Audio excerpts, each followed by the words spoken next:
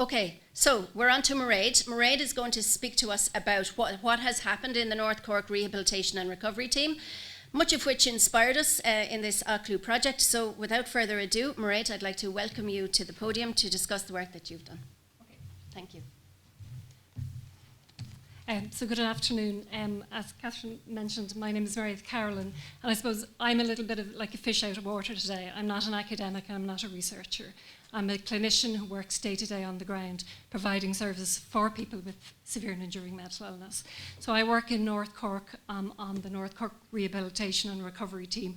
So we're a small specialist team in a rural area in North Cork. We cover a population of about 90,000 people, and we work with primarily the people we work with have a diagnosis of schizophrenia, schizoaffective disorder, or severe bipolar disorder.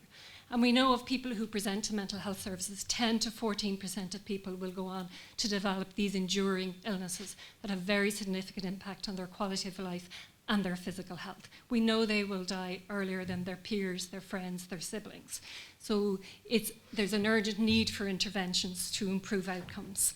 So as a team, so in 2018, Dr. Susan Finnerty, who's the head of the Mental Health Commission, she's the Inspector of Mental Health Hospitals in Ireland, she did a survey looking at the level of provision for people with severe and enduring mental illness across Ireland, and that provision was found to be very seriously lacking in a number of areas. And Dr. Finnerty talked in her report about the need to focus on a specific type of recovery. And she talked about recovery for people with severe and enduring mental illness being about people experiencing and living with mental health challenges in their life and their personal goals they want to achieve regardless of the presence of ongoing mental health issues. And she said recovery should recognise their right to create a good life, to make a home, to engage in meaningful work or learning, and build good relationships with family, friends, people, and their community. So recovery is key to providing services for people with severe and enduring mental illness. This is a typical model, next slide, a typical model of recovery that was included in Dr. Finnerty's report. This is Frost's model from 2017. Now the challenge for me and my team, the people I work with is, that is a wonderful model, but what do I do when I go to work on Monday? How do I ensure that the service I provide embeds opportunities for recovery for the people who attend our service? And that is a challenge for us as clinicians every day in what we do. So in 2018, as a group, as a team, we got together and we looked at how we can operationalise recovery. What does recovery look like on the ground? Are we providing services that actually promote recovery for the people attending our service? So next slide, please. And so we developed a 12-week intervention which had a number of evidence-based components which we provided for the people attending our service. And in that we provided CBTP, so that's an evidence-based intervention, cognitive behaviour therapy for psychosis. We provided resilience training. We provided intensive OT focusing on nutrition, health, cooking, socialisation. And the final afterthought we had was we did some exercise as well. So we included some exercise. Next slide, please.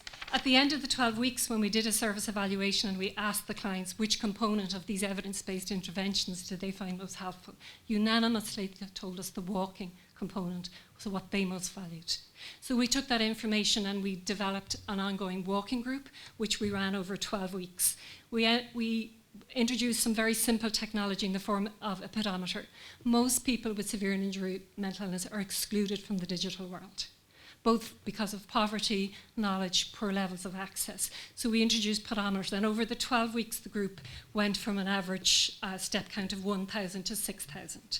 So at the end of that intervention, we asked the people attending our service what would they like, and they said they wanted more access to exercise. That's what they wanted as part of their intervention.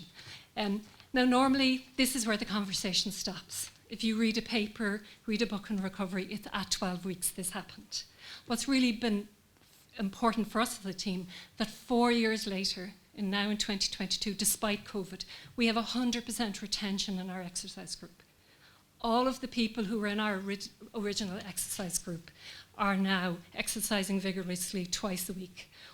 One time a week they attend a gym group, and the second time they attend a garden group. We've had 100% retention.